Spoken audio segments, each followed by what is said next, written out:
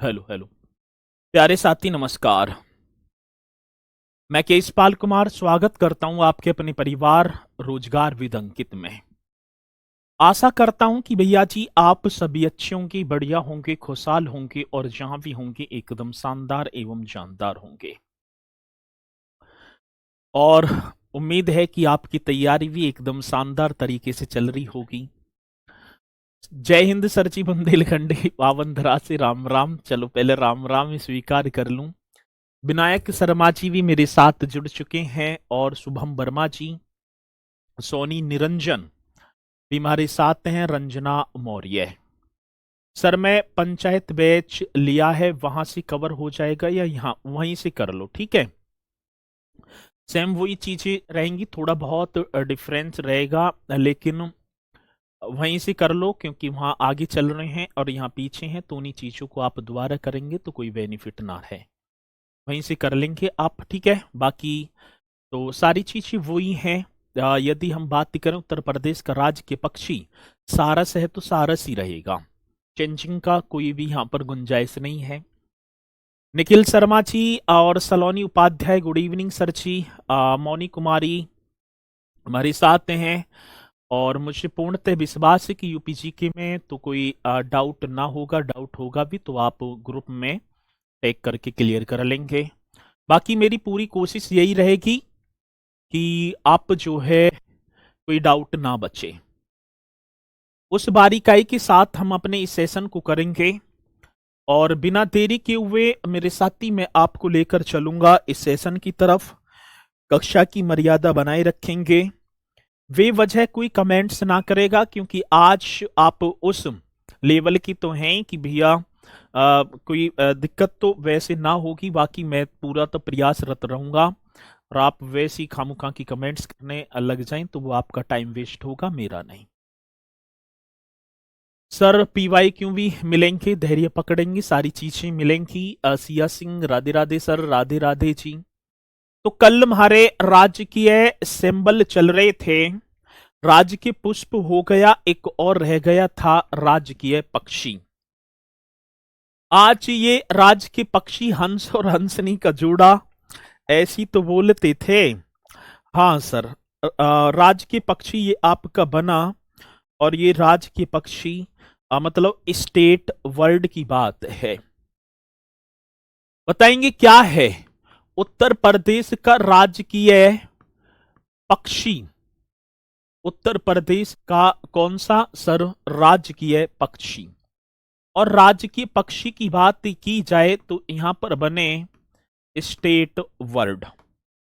भैया जी state word आपने पढ़ा होगा बहुत बार, ये क्या है? ये चित्र में आप सभी को दिखाई पड़ रहा होगा स्टेट वर्ड, जिसका नाम होगा सारस। मेरे साथी स्टेट वर्ड की बात आती है, ये आपका हो गया सारस, ठीक है। सारस क्रेन भी हम बोल देंगे और दुनिया का सबसे लंबा उड़ने वाला ये पक्षी, जिसकी हाइट देखें यहां पैरों से लगाएं तो ये 6 से 7 फीट तक ऊंचाई इसकी रहती है स्टेट वर्ल्ड की। सर इसका क्या होगा? स्टेट वर्ल्ड क्या होगा सर? सारस क्रेन, किरेन भी बोल देते हैं सारस, वैसे तो सारस ही होगा जी। सारस किरेन ये हो गया। सारस को प्रेम और समर्पण का प्रतीक माना जाता है। प्रेम इतना अद्भुत, यदि नर की मृत्यु हो जाती है तो मादा, और मादा की मृत्यु हो जाती है तो नर रो रो कर वो व्याकुल अवस्था में पहुंच जाते हैं कि अपने प्राणों को न्यौछावर कर देते हैं। अब क्वेश्चन ये पूछा गया कि उत्तर प्रदेश के राज्य के पक्षी सारस का जो सारस है वो किसका प्रतीक? प्रेम और समर्पण का प्रतीक होगा सर। ये आप लिखेंगे सारस को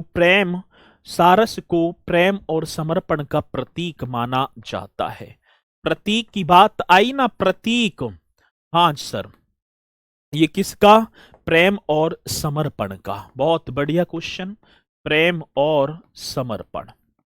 आ रही है बात समझ में? प्रेम और ये समर्पण का प्रतीक माना जाता है, समर्पण, ये राइट कर देंगे सर, समर्पण का प्रतीक। वैज्ञानिक नाम अग्रुस एंटिगोन, इसका वैज्ञानिक नाम साइंटिफिक नेम भी पूछ लिया जाता है। यदि हमसे पूछा जाए कि इसका वैज्ञानिक मतलब कि साइंटिफिक नेम, ये आप कर देना सर्ची, और साइंटिफिक नेम आपका बनेगा ग्रुस एंटिगोन। बहुत बेहतरीन क्वेश्चन जी सर जी, ग्रुस एंटीगोन आता है क्वेश्चन तो आप जरूर करेंगे एंटीगोन। ग्रुस एंटीगोन इसका साइंटिफिक नेम होगा। दुनिया का सबसे विशाल उड़ने वाला पक्षी है ये। ठीक है, ये भी पॉइंट आप लिख देंगे। दुनिया का मतलब सबसे विशाल, यह है दुनिया का सबसे विशाल उड़ने वाला पक्षी है। यह है दुनिया का सबसे विशाल उड़ने वाला, यह दुनिया का सबसे विशाल उड़ने वाला पक्षी है। ठीक है, ये उड़ने वाला वर्ड होगा जिसका नाम सारस होगा जी। सर एक और बात, तो ये उत्तर प्रदेश के इटावा और मैनपुरी जैसे जिले सारस संरक्षण के लिए काफी जो है प्रसिद्ध है। सर ये नेक देर में हमला करता है सारस। अच्छा जी, चलो भैया वैसे तो मुझे पता ना नेक देर में करे है, पर यहाँ तो देखो ना अभी मैंने करता हुआ। तो सारस संरक्षण के लिए काफी प्रसिद्ध है उत्तर प्रदेश के इटावा और मैनपुरी जैसे जिले। तो ये पॉइंट और लिख देना, उत्तर प्रदेश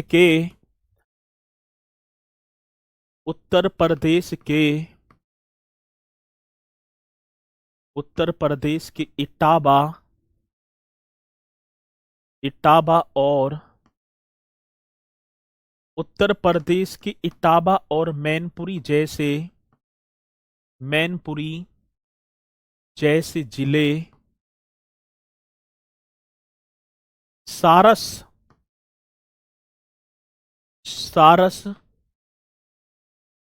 संरक्षण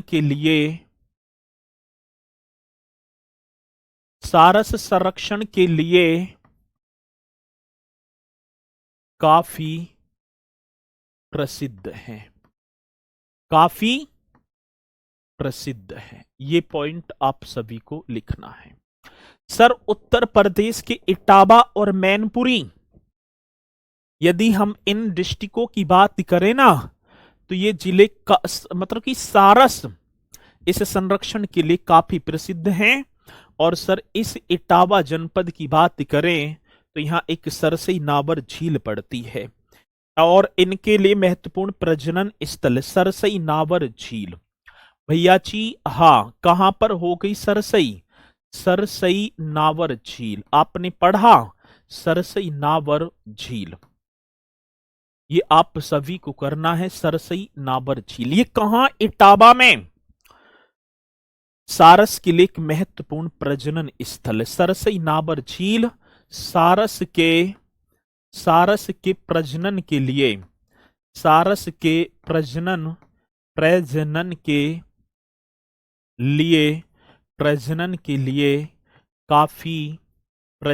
लिए काफी महत्वपूर्ण, या प्रजनन के लिए महत्वपूर्ण सरसई नावर झील सारस की प्रजनन के लिए मतलब प्रजनन के लिए, ठीक है, सरसई नावर झील सारस के प्रजनन के लिए प्रसिद्ध स्थल है या महत्वपूर्ण स्थल है। ये कर दो, प्रसिद्ध स्थल है, ये हो जाएगा। सही है सर। और एक और बात मैं आपको बताऊं, सारस कंजर्वेशन एवं रिजर्व सेंटर, ये आपने पढ़ा है, अभी सारस बाज से बड़ा होता है। और अब एक पॉइंट और पूछा गया, सारस कंजर्वेशन, ये तो क्वेश्चन आएगा, एवं रिजर्व सेंटर कहां बना है। तो ये पॉइंट और आप सभी को लिखना है, सारस कंजर्वेशन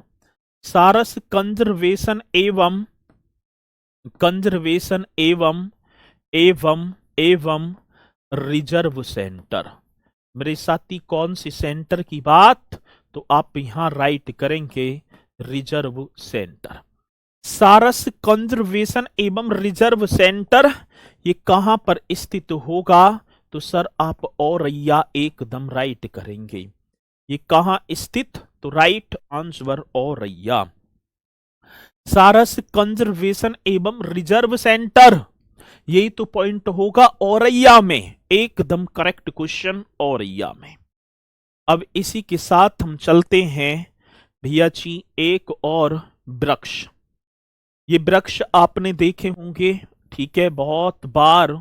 उत्तर प्रदेश का राजकीय ट्री है ये, उत्तर प्रदेश का राजकीय वृक्ष, स्टेट ट्री। अब आ जाओ राजकीय वृक्ष की तरफ, और राजकीय वृक्ष मीन्स हो गया सर जी स्टेट, स्टेट ट्री। अब ट्री माने पेड़, और ये क्या हो गया स्टेट ट्री, उत्तर प्रदेश का राजकीय वृक्ष स्टेट ट्री। और सर ये आपका बनेगा अशोक। अशोक के पेड़ ना होते, अशोक, उत्तर प्रदेश का राजकीय वृक्ष अशोक। एकदम राइट कर देना सर। अशोक शोक रहित मतलब दुखों को दूर करने वाला।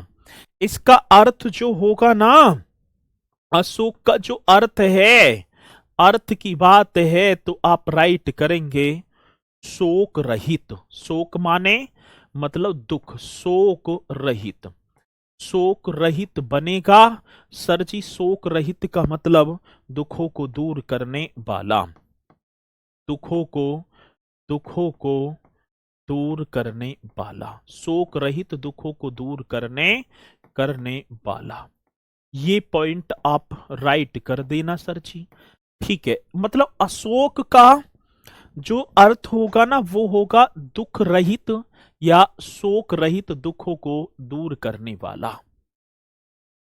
चलो भैया ये पॉइंट एकदम राइट सर का। अशोक इसका वैज्ञानिक नाम होगा, या अशोका हम बोलेंगे, वो तो होगा प्रेम, सौंदर्य और स्मृति का प्रतीक माना जाता है ये। प्रेम का, हाँ सर, प्रेम, सौंदर्य और समृद्धि। प्रेम, प्रेम हो गया, सौंदर्य, प्रेम, सौंदर्य, सौंदर्य और समृद्धि। और आप करेंगे सर और समृद्धि का, और समृद्धि का, समृद्धि का प्रतीक माना जाता है, समृद्धि का प्रतीक माना जाता है। अब कौन माना जाता है तो आप बता देना सर जी। अशोक का जो पेड़ है, ठीक है, प्रेम और समर्पण का सारस, प्रेम, सौंदर्य और समृद्धि का प्रतीक इसे माना जाता है, तो सर अशोक को माना जाता है। गुरुजी हमारे घर में लगा है, बहुत बढ़िया, ऐसी लगा रहना चाहिए। इसी के साथ आगे बढ़ेंगे सर जी राजकीय खेल। अब उत्तर प्रदेश का राजकीय खेल, राजकीय खेल बोलेंगे तो भैया जी क्या होगा राजकीय खेल? आप ही बता दो सर, मतलब प्लेइंग। अब बोले तो आप कर देना हॉकी। उत्तर प्रदेश को राजकीय खेल बना हॉकी। चलो, एक उत्तर प्रदेश की राजकीय मछली फिश, राजकीय मछली मीन, राजकीय मछली की बात आई सर, मछली भी आप कर देना चित्ताला। राजकीय मछली तो आप राइट कर दो सर चित्ताला, राजकीय मछली चित्ताला। चलो जी, बात आती उत्तर प्रदेश का जलीय जीव। एक पॉइंट और आप लिखेंगे पहले, राजकीय नृत्य मतलब राजकीय शास्त्रीय एकमात्र नृत्य होगा उत्तर प्रदेश को शास्त्रीय, जो कि नृत्य कथक, आपने पढ़ा भी होगा कथक। और उत्तर प्रदेश का जलीय जीव। मेरे साथी एक पॉइंट और आप सभी को करना होगा, उत्तर प्रदेश का जलीय जीव, उत्तर प्रदेश का जलीय जीव। ये और बताओ सर, उत्तर प्रदेश के जलीय जीव की बात तो आप राइट करेंगे सर गंगा डॉल्फिन। मेरे भैया जी कौन सा? गंगा डॉल्फिन। करो जी करो। गंगा डॉल्फिन होगा जो अक्टूबर 2023 में जिसे स्वीकार कर लिया और नदी के स्वास्थ्य का सूचक है डॉल्फिन। मुख्यमंत्री योगी आदित्यनाथ जी के द्वारा उत्तर प्रदेश का जलीय जीव किसे घोषित किया गया? गांगेय। कहीं कहीं आएगा गांगेय डॉल्फिन, जो अक्टूबर 2023 में मेरे साथी इसे घोषित कर लिया जाता है। किसी मेरे भाई बहन को कोई डाउट है? मैंने ये कल और बताए थे, ये आपके हो गए। और इसी के साथ हम चलते हैं, इसी के साथ हम चलते हैं उत्तर प्रदेश के मंडल। उत्तर प्रदेश के मंडलों, मंडल मीन्स आपके होंगे डिवीजन। उत्तर प्रदेश के मंडल, आप एक हेडिंग डालेंगे, मंडल बोल दूं। चलो जी, उत्तर प्रदेश के मंडल दिखाई दे रहा है सभी को? जी सर, उत्तर प्रदेश के मंडल, उत्तर प्रदेश में मंडल है। मंडलों की संख्या, मंडल बोलें तो हम बोलेंगे डिवीजन भी बोल देंगे या हम बोर्ड भी बोल देंगे। डिवीजन बोल दें या सर जी क्या बोर्ड भी हम बोल देंगे? कौन पहले बताएगा कि उत्तर प्रदेश में मंडलों की संख्या इतनी कर दो सर जी? उत्तर प्रदेश में मंडलों की संख्या मेरी तो सर आंख मीच कर इतने कर दो तो मैं उतने ही कर दूंगा। ये आप सभी को बताना है, ठीक है। सरका अशोका, साइंटिफिक नेम अशोक वृक्ष का सरका अशोका कर देना। बाकी हरिहर कुमार जी, बाकी ये सारी चीजें हो गई। 18 मंडल, निशा कुमारी वृंदावन मथुरा से। चलो जी, एकदम करेक्ट क्वेश्चन आप करेंगे 18। और देखो 18 मंडल, ये आप सभी को उत्तर प्रदेश का एक बेहतरीन सा मानचित्र। इसी मानचित्र में मेरे साथी उत्तर प्रदेश के 18 मंडल और 18 मंडलों की डिस्ट्रिक्टों को कलरफुल में दर्शाया गया है। मैं स्टार्ट करूंगा उस 18वें, मतलब कि ऊपर से ही। एक बार पहले तो ये बताएंगे थंब का निशान लगाकर कि पॉइंट जो मैंने कराए आप सभी की समझ में आए या नहीं आए।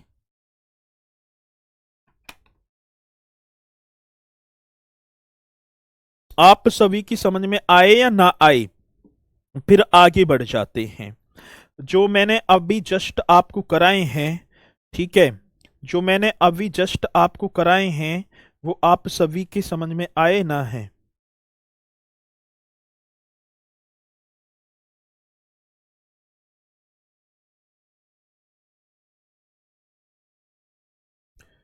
जल्दी बताओ।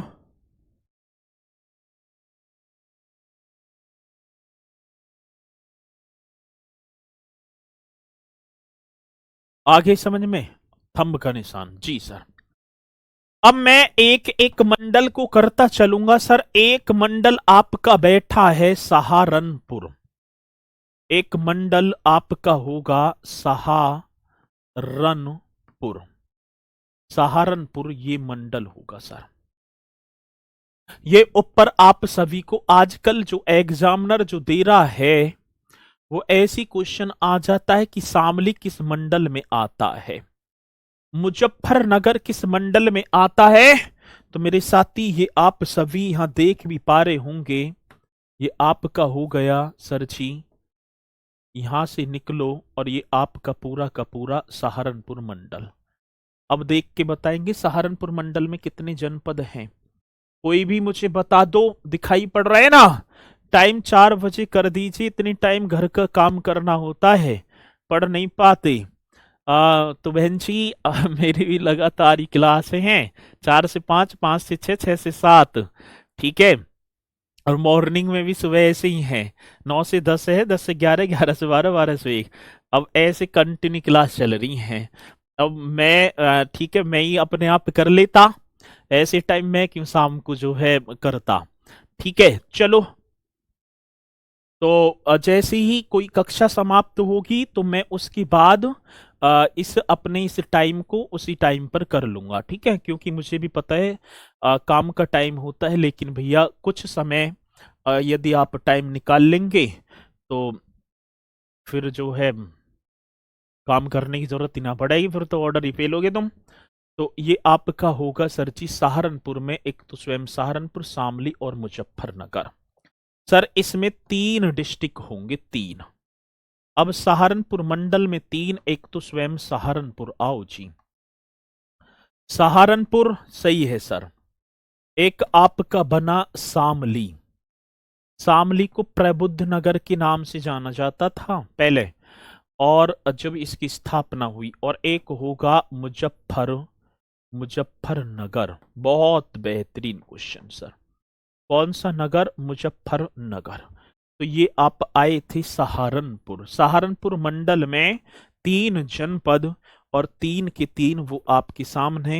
ये एकदम राइट होगा जी।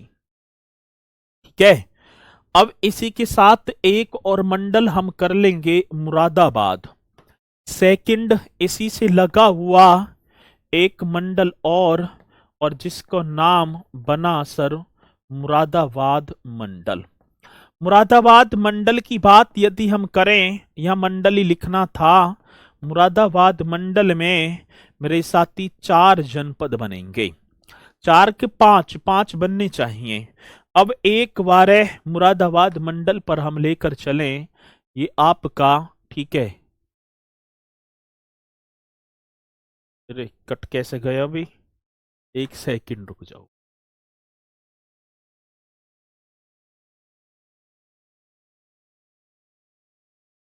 ठीक है जी,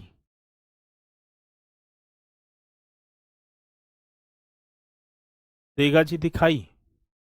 ये आपका मुरादाबाद मंडल। ये कौन सा मंडल है सर? मुरादाबाद। और जी,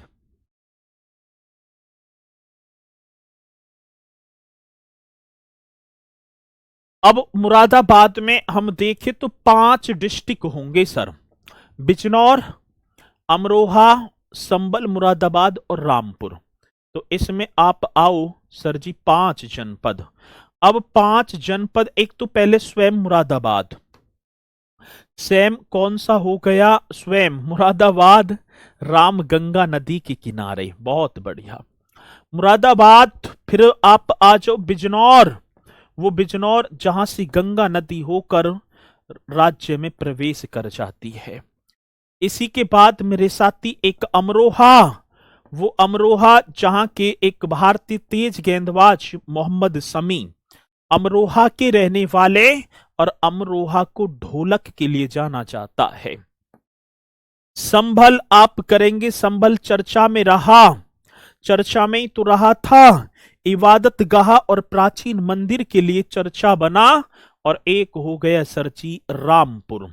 वो रामपुर के नवाब, वो रामपुर की रजा लाइब्रेरी जो नवाब फैजुल्ला खान ने 1774 में बना दी। एक और बात बताऊं मैं, मेरे मुख से निकले हुए क्वेश्चनों को बड़े ध्यान से सुना करो आप, और नोट भी कर लिया करो। ठीक है ना, कि आप ये सोचे कि ये वैसे ही बोलते जा रहे हैं, तो वे क्वेश्चन बहुत इंपोर्टेंट होते। अब जैसे आई जाए क्वेश्चन कि मोहम्मद शमी, ठीक है, तो क्लास का और पीडीएफ में यही तो फर्क हो जाता है। पीडीएफ में तो मात्र यही चीज मिलेंगी, और कक्षा में जब आप बैठेंगे तो आपको बहुत सारी चीजें सुनने को भी और देखने को भी मिलेंगी। ठीक है, चलो अब देखो, मुरादाबाद, बिजनौर, अमरोहा, संभल और रामपुर। मुरादाबाद मंडल से होकर बहने वाली प्रमुख नदी है रामगंगा। सर जी किससे? तो 1 पॉइंट और मुरादाबाद मंडल से, मुरादाबाद मंडल से होकर होकर बहने वाली, होकर बहने वाली प्रमुख नदी मेरे साथी, वो होगी प्रमुख नदी जिसको नाम रामगंगा। सर जी कौन सी? रामगंगा। यही तो क्वेश्चन आता है सर जी। और रामगंगा रिवर, रिवर आप सभी को छाप देना है, ये क्वेश्चन है। चलो, रामगंगा रिवर, मुरादाबाद मंडल से होकर बहने वाली प्रमुख नदी रामगंगा नदी। ठीक है जी, चलूं। रामपुर की रजा लाइब्रेरी, संभल, वो संभल जिसे पहले भीमनगर के नाम से, अमरोहा की वो ढोलक, बिजनौर से वो गंगा नदी होकर प्रदेश में आना, मुरादाबाद का वो पीतल नगरी, डॉक्टर भीमराव अंबेडकर पुलिस अकादमी, वो गुरु जंभेश्वर विश्वविद्यालय की नगरी, नाम सरची मुरादाबाद। एकदम करेक्ट। इसी के साथ तीसरे मंडल पर और बढ़ जाओ सर। एक और तीसरा मंडल आप कर दो पहले बरेली, ठीक है, सूरमा नगरी, इज्जत नगरी के नाम से भी आप करेंगे बरेली पहले मंडल को। सर ये आपका बरेली मंडल है ना जी। बरेली मंडल में हम देखें तो सर जी इसी के साथ इसमें 4 जनपद होंगे। कितने? 4 डिस्ट्रिक्ट। और 4 डिस्ट्रिक्ट कौन कौन से? यहां से लगो सर, ये बरेली, बदायूं, शाहजहांपुर और पीलीभीत। वो पीलीभीत जो दो, एक तो नेपाल और एक उत्तराखंड, देश और राज्य की सीमा को साझा। आज बरेली पर चले सर। बरेली में 4 ही तो जनपद हैं और 4 जनपद ये आप देखेंगे। बरेली में आ जाओ सर।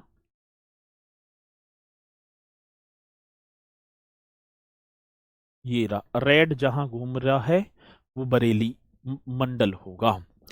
4 जनपद, और 4 जनपद ये आपको, ठीक है ना।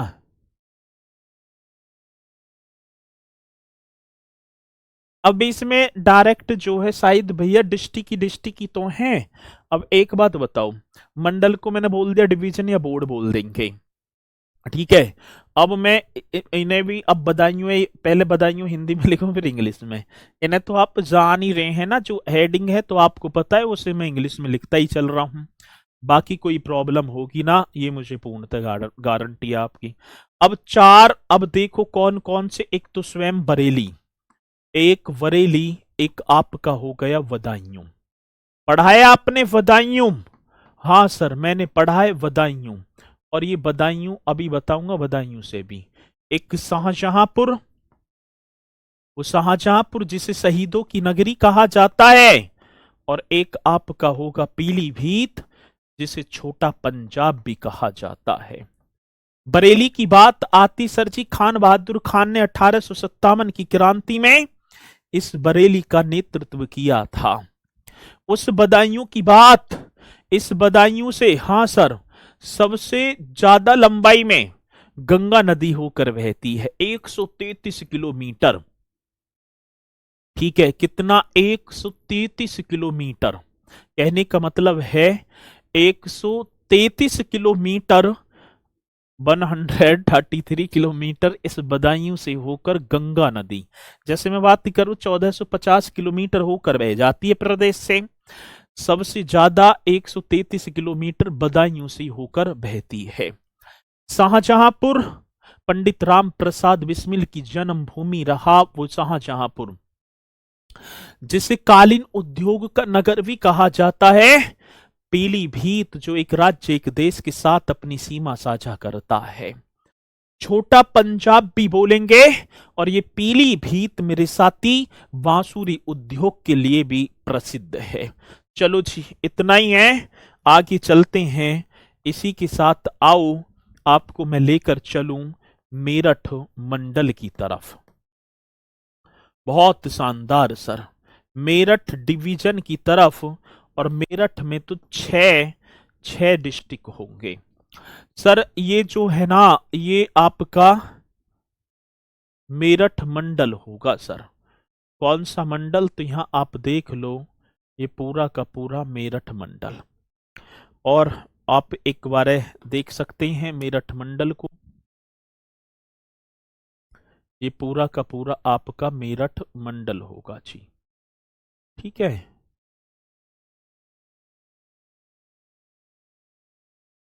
यहां आ जाओ, ये होगा मेरठ। अब मेरठ दिखाई देगा ना आप सभी को। अब मेरठ में, मेरठ तो स्वयं हो गया, ठीक है। अब किसकी बात है भैया जी? मतलब मेरठ मंडल, डिवीजन बोलेंगे, बोर्ड बोल देंगे, मंडल को बोर्ड बोल देंगे चा। 6 जनपद, एक बागपत, मेरठ, गाजियाबाद, हापुड़, गौतम बुद्ध नगर और बुलंदशहर। तो ये आपके कितने 6 जनपद और एक तो स्वयं मेरठ होगा। पहले तो आप इसे करेंगे मेरठ मंडल, एक तो स्वयं मेरठ हो, हाँ सर, एक तो मेरठ। मेरठ के बाद आप आ जाओ बागपत पर, बागपत, बागपत से आप आ जाओ हापुड़, हापुड़ के बाद आप आएंगे गाजियाबाद, हाँ सर, एक गाजियाबाद, गाजियाबाद के बाद आप आ जाओ गौतम बुद्ध नगर, जीबी नगर, ठीक है, जीबी नगर ये भी हो गया।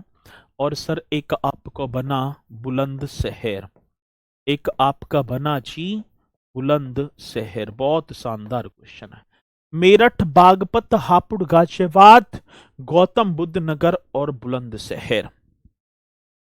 और सर एक और बात बताऊं, बताऊं, मेरठ मंडल के, जी बहुत बढ़िया, ठीक है, मेरठ मंडल के सभी डिस्ट्रिक्ट एनसीआर में आते हैं। कल मैंने कराया ना एनसीआर, नेशनल कैपिटल रीजन, इसके देख लो 6 के 6 स्वयं मेरठ मंडल के सभी जिले।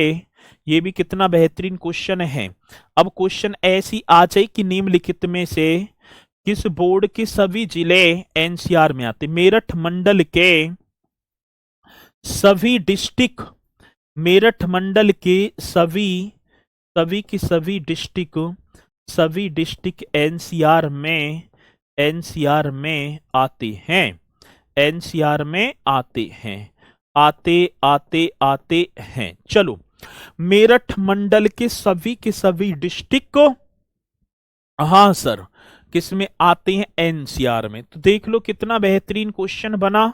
और जो कि आपने कर दिया ये 18 मंडल इसी तरीके से, जी 14,826 वर्ग किलोमीटर वाला बिल्कुल कराया। अब इसी के साथ आओ सर एक और मंडल, अलीगढ़ मंडल। एक और मंडल आपका होगा 5वां आया, ठीक है ना, 4 तो करा दिए 4। और सबसे बाद का मंडल अलीगढ़ मंडल। देखो पहले ऐसी ही चले, मंडल बोर्ड, मंडल बोर्ड की बात आई तो ये मंडल बोर्ड आप हेडिंग डाल दो सर। अब अलीगढ़ में आपके होंगे 4 जनपद। यहां से आप स्टार्ट हुए सर, यहां से आप स्टार्ट हुए, यहां से आप स्टार्ट हुए और ये आपका अलीगढ़, कासगंज, हाथरस, एटा। तो इन्हें भी आप सभी के सभी करेंगे, ठीक है, इन्हें भी आप अलीगढ़ दिखाई दे रहे हैं चारों, अलीगढ़, कासगंज, हाथरस और एटा। तो ये चारों की चारों जनपद अलीगढ़ मंडल में आते हैं, ठीक है। चलो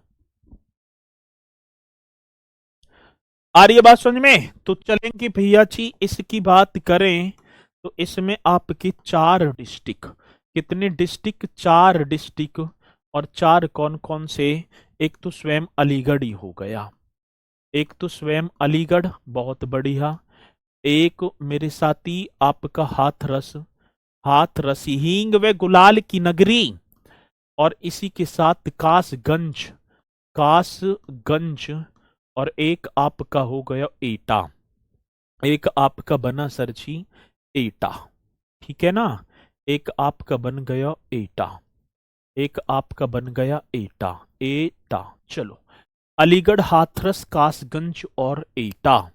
और एक और बात बताएं सर हम आपको, जी बताइए भैया। एटा, एटा का वो जलेसर जो घंटा एवं घुंघरू, पीतल के घंटा और घुंघरू के लिए जाना जाता है। और अभी आपने देखा होगा भगवान रामचंद्र जी के, भगवान रामचंद्र जी का अयोध्या में जो भव्य मंदिर बना, उस मंदिर में जलेसर का घंटा ही तो लगा है। हाथरस अलीगढ़ तो सर जी एनसीआर में शामिल करने के प्रस्तावित है, बिल्कुल, बहुत बढ़िया। तो इसमें हाथरस और आपका अलीगढ़, मथुरा और वो आपका बिजनौर था। ये आपका अलीगढ़ मंडल होगा जिसकी स्थापना 17 अक्टूबर 2008 को हुई थी, आगरा मंडल से अलग करके। और ये प्रदेश का सबसे नया मंडल है, ये भी आप लिख देंगे, प्रदेश का सबसे नया मंडल, प्रदेश का सबसे नया मंडल, प्रदेश का सबसे नया मंडल, प्रदेश का सबसे नया बोर्ड डिवीजन। और इसकी स्थापना, यदि मैं इस्टेब्लिशमेंट की बात करूंगा, इसकी जो इस्टेब्लिशमेंट है वो 17 अक्टूबर 2008 को हो गई थी।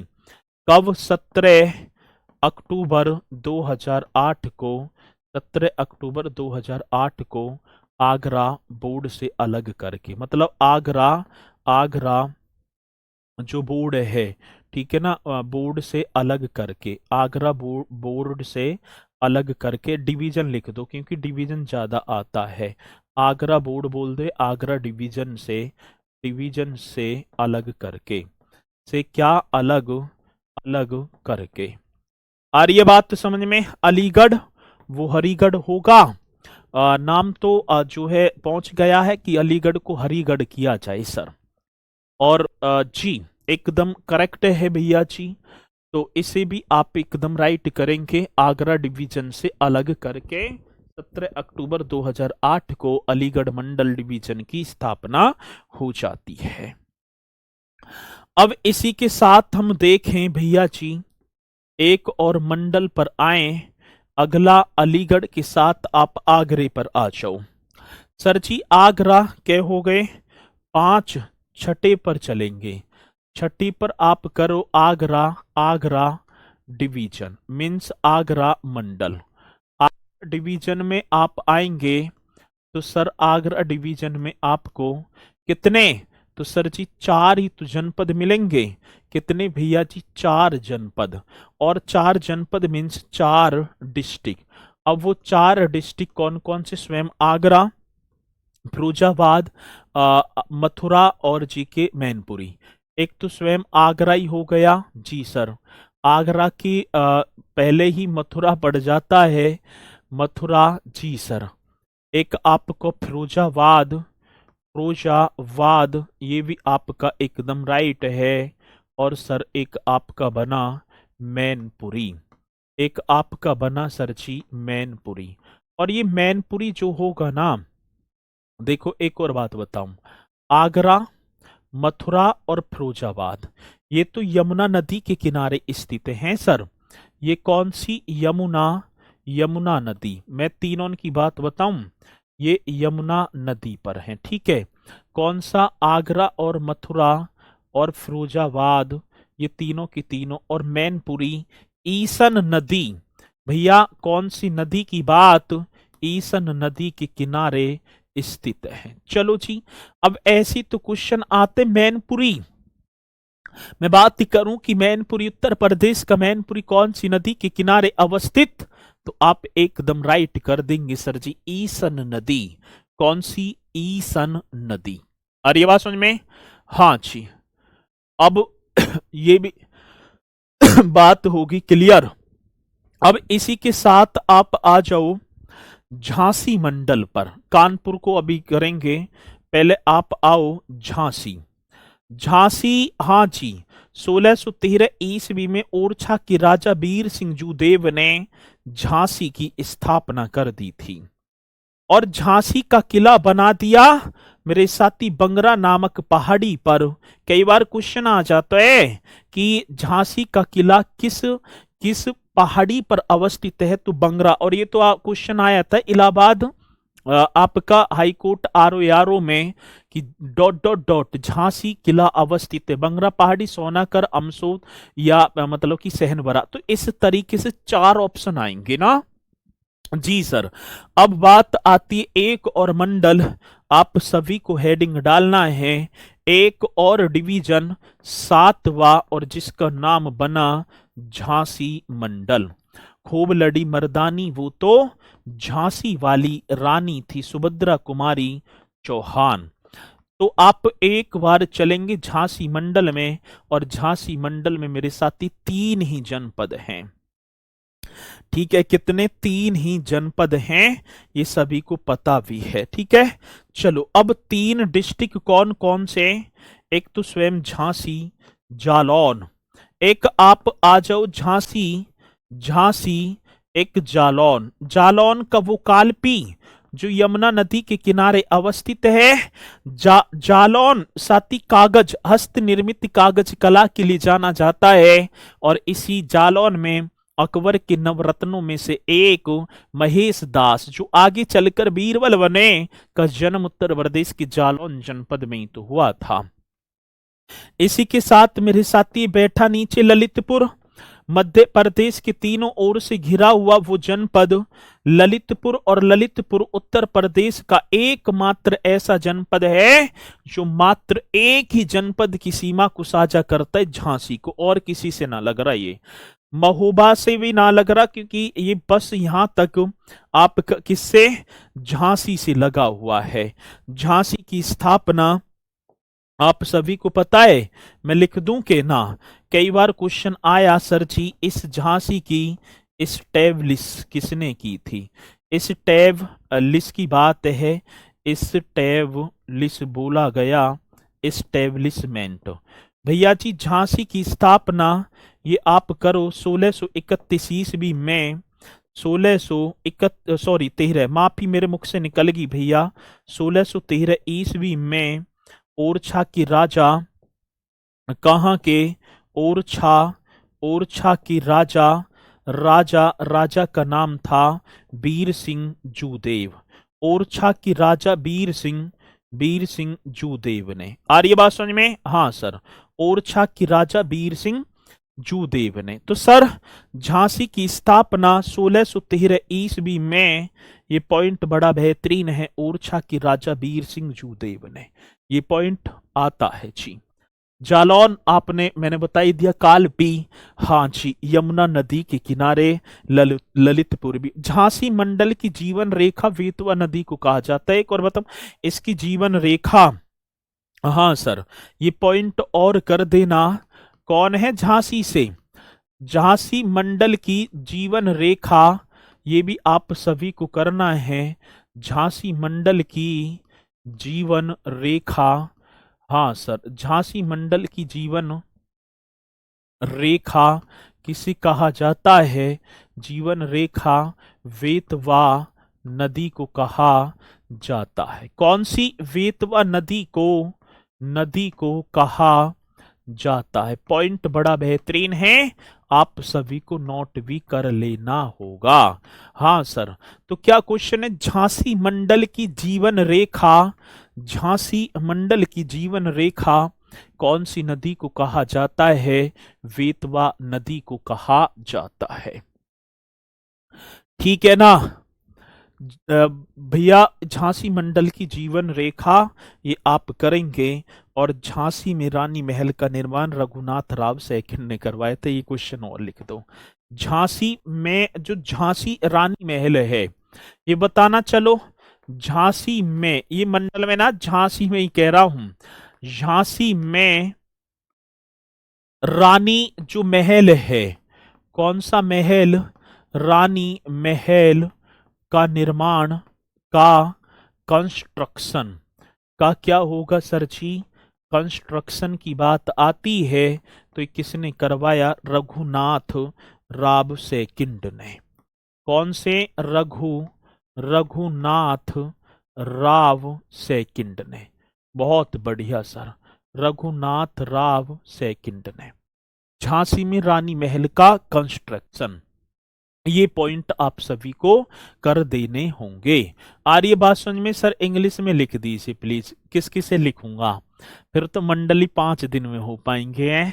बाकी इनमें कुछ है भैया, झांसी को झांसी लिखेंगे, डिवीजन की जीवन रेखा लाइफ, ठीक है, वेतवा नदी रिवर, इतना तो तुम्हें भी पता होगा भैया। ठीक है चलो आगे चलते हैं, एक और आता है सर जी, अब यदि मैं करूंगा तो चित्रकूट धाम ही कर लो हैं। चलो यहां से आप कानपुर को कर लो, क्योंकि फिर आ जाएंगे किस पर, कानपुर ही कर लो। ये रहा आपका कानपुर, कानपुर में भी 6 डिस्ट्रिक्ट आएंगे। अब आप करो मेरे भैया जी कानपुर मंडल को, कौन सी मंडल की बात क्या हो गए सर? ये 7 8 कर दो, 8वां, और 8वां आपका आया कानपुर डिवीजन। कानपुर डिवीजन की बात, कानपुर मंडल में 6 जनपद, कितने? 6। अब वो 6 कौन कौन से? एक तो स्वयं कानपुर नगर, एक कानपुर देहात, दो तो यही हो गए भैया। एक तो आपका हो गया कानपुर नगर, हाँ सर कानपुर नगर। एक आपका बना कानपुर देहात, कौन सा? देहात, ये भी आप कर दो कानपुर देहात। चलो जी, अब ऐसे ही बढ़ेंगे ऊपर की तरफ। और ये इटावा कन्नौज, औरैया, औरैया देख लो कानपुर मंडल में आता है। औरैया, यहां से कानपुर देहात स्टार्ट हो जाएगा। इटावा, इटावा, इत्र की नगरी, खुशबू का शहर, नाम होगा सर जी कन्नौज। और कन्नौज के जस्ट ऊपर आप आएंगे फरुखाबाद। कन्नौज के जस्ट ऊपर की तरफ आप पहुंचो तो सर आपको फरुखाबाद, वो फरुखाबाद जो गंगा नदी के किनारे अवस्थित है, ये भी पॉइंट आ जाता है। कौन सी रिवर? गंगा रिवर। ये गंगा रिवर के किनारे स्थित होगा। और यहीं पर मेरे साथी मुगल घाट, ठीक है, मुगल घाट का कंस्ट्रक्शन करवाया। और जब मैं महाजनपद काल की तरफ चलूं तो दक्षिणी पांचाल की राजधानी काम्पिल्य फरुखाबाद में स्थित है।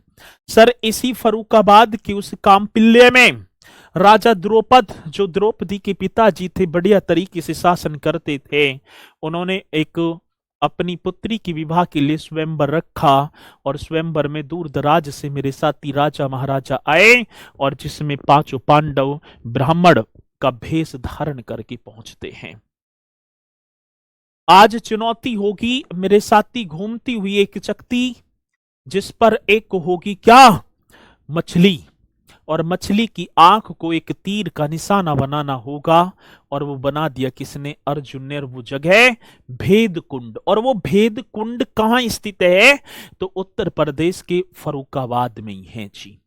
उत्तर प्रदेश के फरुखाबाद में वो भेद कुंड, जहां पर अर्जुन ने एक घूमती हुई मछली की आंख को तीर का निशाना बनाया था, उत्तर प्रदेश के किस जनपद में? तो आप राइट कर देंगे सर जी फरुखाबाद में। यही मुगल घाट भी होगा। कन्नौज, कन्नौज आता है ना क्वेश्चन। राजा हर्षवर्धन राजधानी थानेश्वर से कन्नौज लेकर आ गए। जब 647 ईस्वी में उनकी मृत्यु हुई तो मृत्यु के बाद वर्धन वर्ष मेरे साथी असमंजन की स्थिति में फंस जाता है।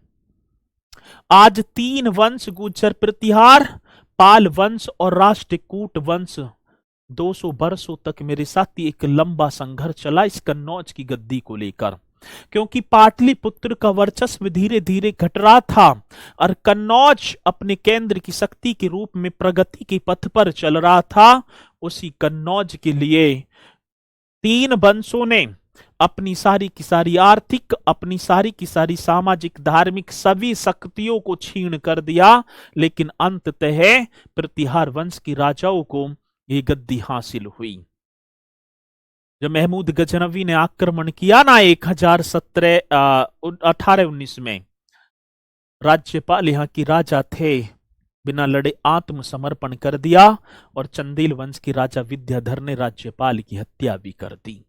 तो इन पॉइंटों को आप करती चलेंगे मेरे साथी। यहीं से 8 तो हो गए और 8 के बाद 10 मैं कल कराऊंगा, तो आप करती चलना और सभी अपनी तैयारी में 4 चांद लगाती चलना। उम्मीद तो है कि पॉइंट आप सभी की समझ में आए होंगे।